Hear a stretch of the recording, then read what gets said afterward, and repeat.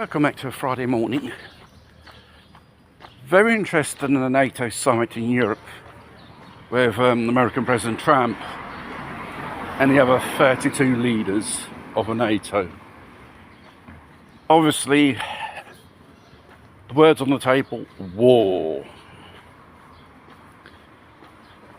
And in the States, the European military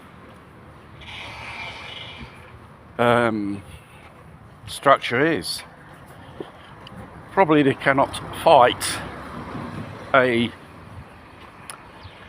so-called enemy which comes from Russia, China, whatever. What this means to us: more money will be spent over the GMP on defence, and therefore there were more cuts in social services, pensions, schools and hospitals, and you have to put on the table more taxes to pay. In the benefit for who? In the benefit of the military contractors.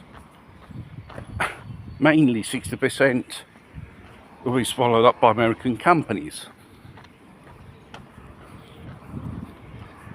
And obviously Trump, who defined him like Spain, said we're not going to increase our defence spending. And obviously Trump has replicated and said to them, okay, we'll put more duties on your products. This is basically how all the European countries comply pretty easy to this so-called narrative. And you don't think there'll be a tantrum on military spending? Forecasting for 10 years, and we're talking about $1 trillion in 10 years for each country for their defence. Because we'll come to the point in the next few years, what they spend today on the health service, on welfare service in various countries, they'll be spending that much money on defence. This means you need more people to man ships, tanks, helicopters, planes, anything else. And therefore, most high probability, they will reintroduce the draft, like a survey carried out here in Italy. 1 in 2 Italians will like to be recruited in the military.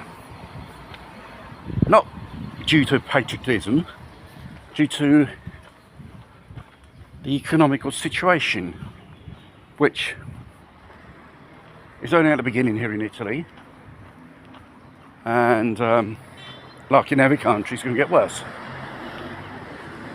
And with all the social problems we have, illegal immigrants,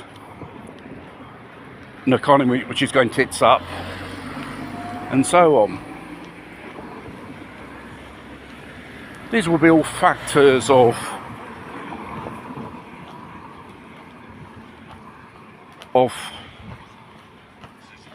we called the so-called civil society,